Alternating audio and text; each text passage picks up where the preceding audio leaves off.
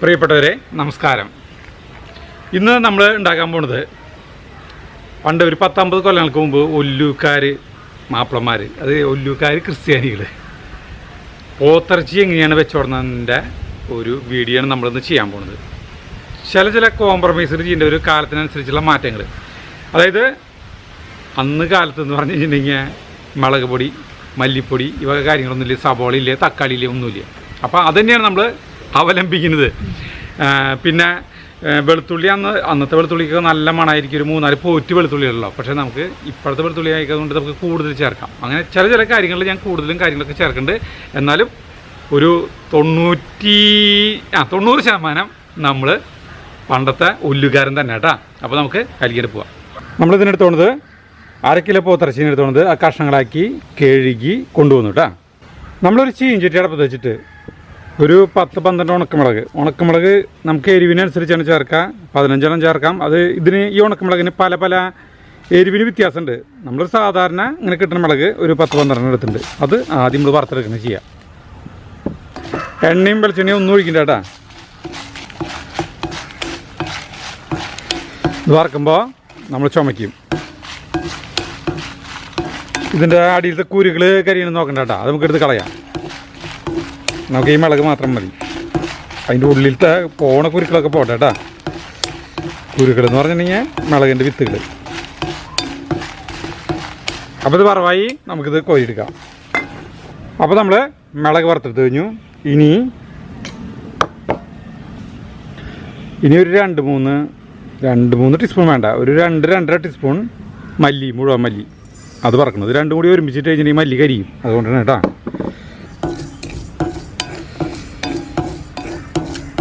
നമ്മുടെ മല്ലിയായി ഇത് നമുക്ക് എടുക്കാം. നമ്മൾ മല്ലിയും മുളകും വറുത്തു കേട്ടോ.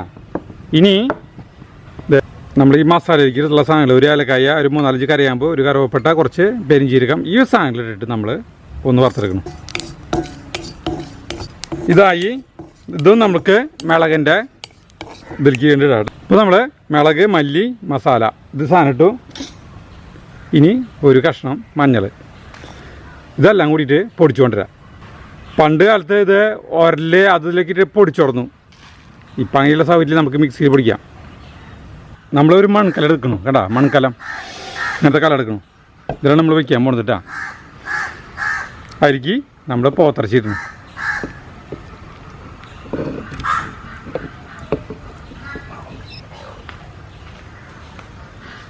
ഇതിലേക്ക് ഒരു 3-4 പച്ചമുളക് ഇടാം. ഒരു കഷ്ണം ഇഞ്ചി ചതച്ചത്, കുറച്ച് വേപ്പില, 2 കതിര് വേപ്പില ആയിക്കോട്ടെ കേട്ടോ.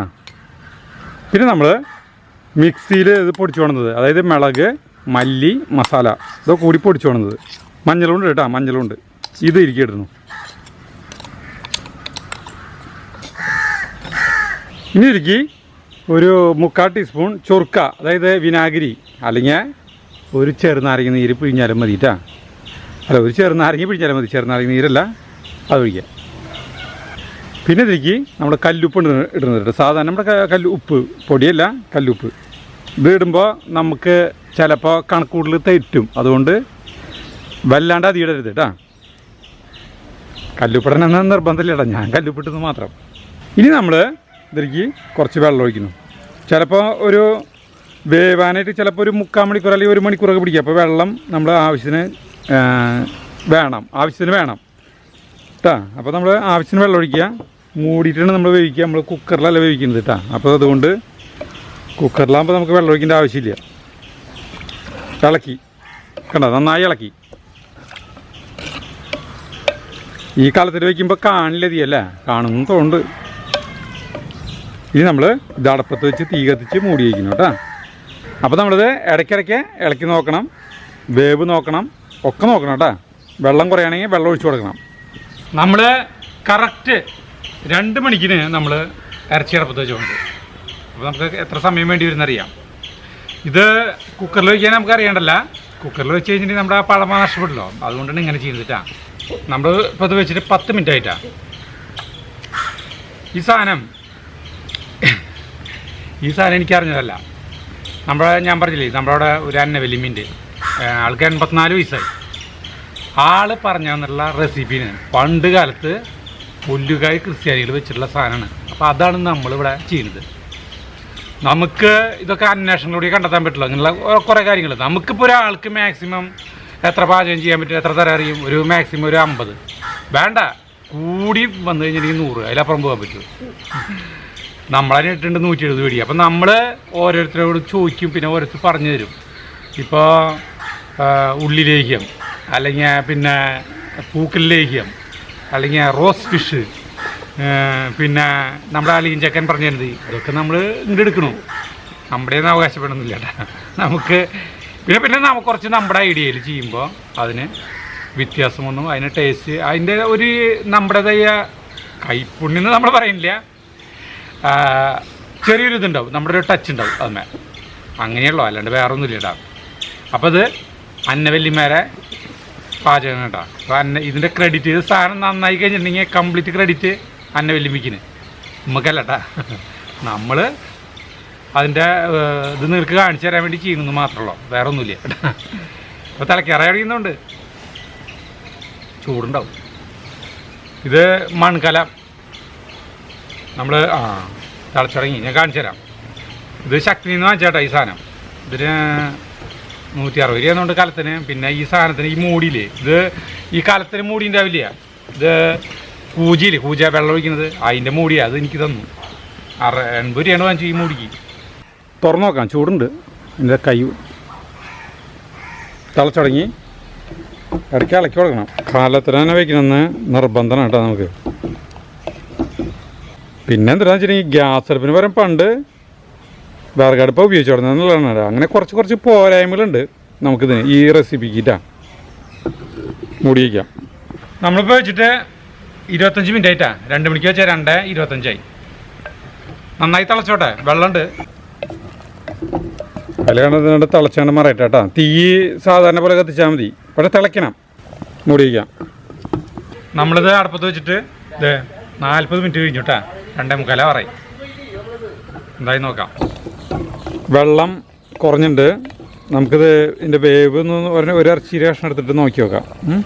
വേവായിട്ടില്ല കേട്ടോ. നമുക്ക് കുറച്ച് വെള്ളം കൂടി ഒഴിക്കാം. തിളക്കിട്ട് കിടന്ന് മൂടിയിടാം. നമ്മളിപ്പോൾ ഇത് വെച്ചിട്ട് 1 മണിക്കൂർ 5 മിനിറ്റായി. നമുക്കിത് വെന്തിട്ട് നോക്കാം. ചാറൊക്കെ വറ്റി ഒരു കുറുകിയിട്ടുണ്ട് കേട്ടോ. ഞാനത് വെന്തിട്ട് നോക്കട്ടെ.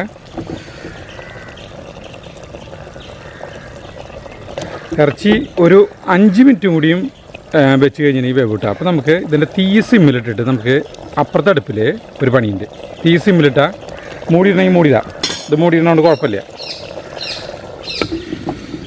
ഈ അടുപ്പിൽ ഒരു ചീഞ്ചട്ടി അടുപ്പത്ത് വെച്ച് ഒരു 4 ടീസ്പൂൺ വെളിച്ചെണ്ണ ഒഴിക്കണം.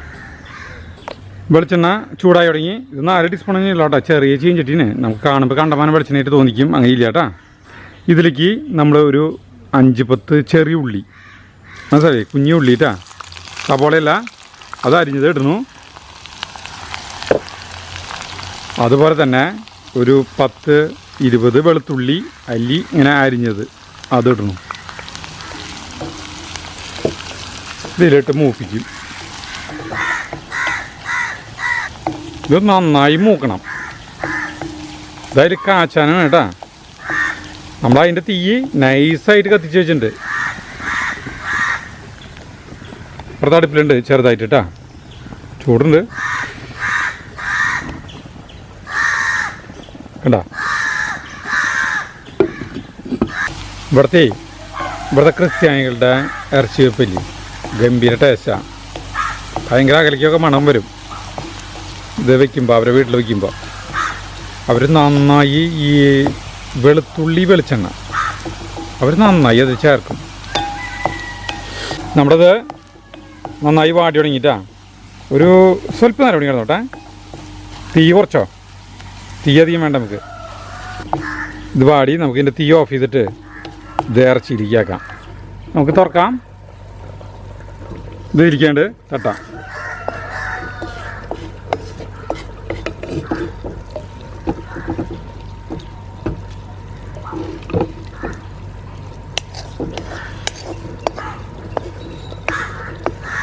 ഇനി നമുക്കിത് ഇളക്കിയിട്ട് കറക്റ്റ് 2 മണിക്ക് നമ്മൾ അടുപ്പത്ത് വെച്ചു. ഇപ്പം 3:20 പറയും, 3:30. അതായത് 3:30 ആകുമ്പോൾ നമുക്കിത് തീ ഓഫ് ചെയ്യാം. അപ്പോൾ സാധനം സൂപ്പറായിട്ടുണ്ടാവും. ഇതൊരു വെറൈറ്റി ടേസ്റ്റ് ആട്ടാ. നമ്മൾ സാധാരണ ബീഫ് കഴിക്കുന്ന പോലെ അങ്ങനെ വിചാരിക്കരുത്. ഇത് അങ്ങനത്തെ രീതി.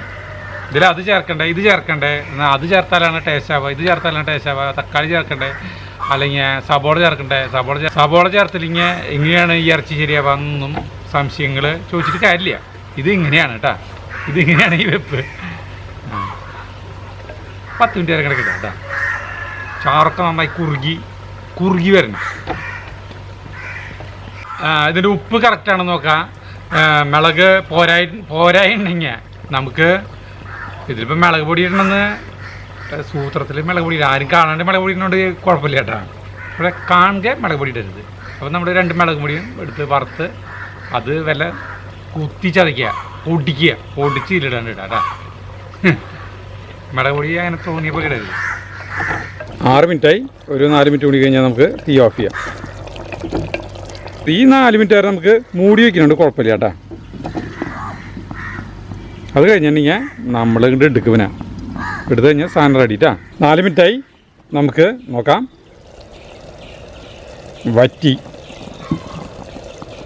സാധനം വറ്റി.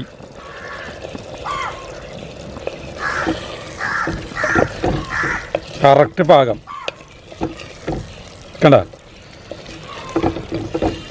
തീ ഓഫ് ചെയ്യാം.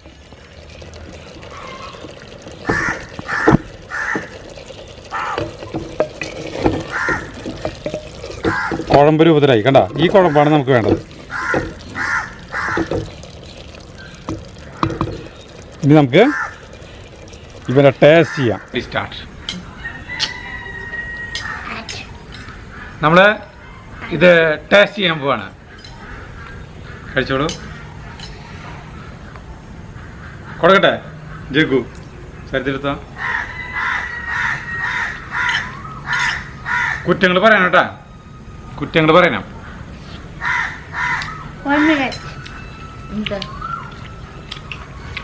ഫോൺ പരിധിൻ്റെ അത് കട്ടി ടേസ്റ്റ്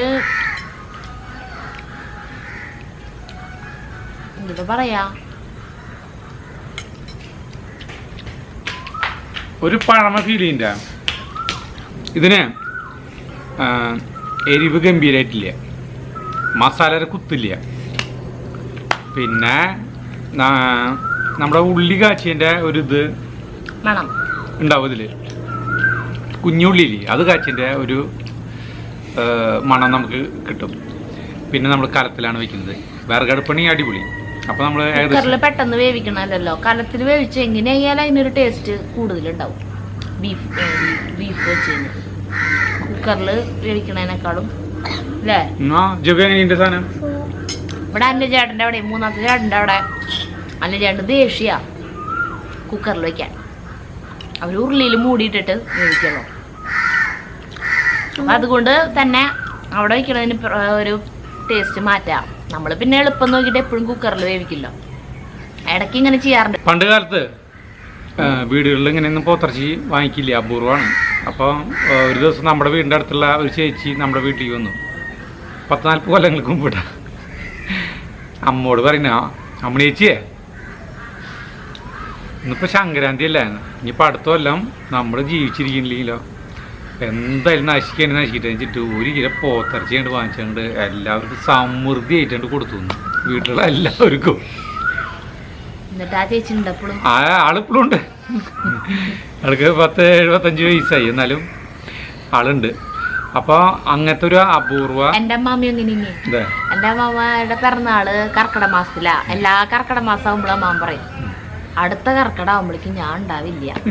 അങ്ങനെ പറഞ്ഞിട്ട് ഞാൻ ഈ അമ്മാമ്മമാർക്ക് ഭയങ്കര കുറെ കാര്യങ്ങളുണ്ട് കേട്ടാ. എന്നിട്ട് വെല്ലിശ പറയേ, അച്ഛൻ്റെ 2ാമത്തെ വെല്ലിശനുണ്ട്, സുബ്രവെല്ലിശൻ. വെല്ലിശൻ മരിച്ചു പോയിട്ടാ. വെല്ലിശൻ അമ്മാമ്മയെക്കാളും മുന്നേ മരിച്ചു പോയി. അപ്പോൾ എന്നിട്ട് വെല്ലിശൻ പറയും, ഈ കർക്കിടക മാസം കഴിയാറാകുമ്പോ പറയേ, എന്താ ഈ വില തീരുമാനമായ അടിയന്തരത്തിന് എടുത്ത് വെച്ച കാശൊക്കെ കഴിഞ്ഞൂട്ടാ. ഇതൊരു തമാശരിയാണ്. അപ്പൊ അമ്മാമിക്ക് ദേഷ്യം വരും. അപ്പൊ ഇത് നമ്മുടെ അന്ന വല്യമ്മേരെ പോത്തിറച്ചി കൂട്ടാനാണ്. ഒല്ലുകാര് മാപ്പിളമാരാ പണ്ടത്തെ, എൻ്റെ അല്ല കേട്ടാ. അപ്പൊ ഞങ്ങളുടെ അവിടെ ഇങ്ങനെ വെക്കോ? ഇങ്ങനെ വെക്കോ അറിയില്ല കേട്ടാ, നമുക്കറിയില്ല. ചിലപ്പോൾ ഇങ്ങനെ വെക്കുന്നവരുണ്ടാവാം, കുറേ സ്ഥലങ്ങളുണ്ടാവാം. എന്തായാലും നിങ്ങൾ ഇങ്ങനെ വെച്ച് നോക്കാം, ഒരു വെറൈറ്റി രുചി നിങ്ങൾക്കും കിട്ടട്ടെ. അപ്പോൾ നമുക്ക് അടുത്ത വീഡിയോ ആയിട്ട് കാണുന്നവരെ നന്ദി, നമസ്കാരം.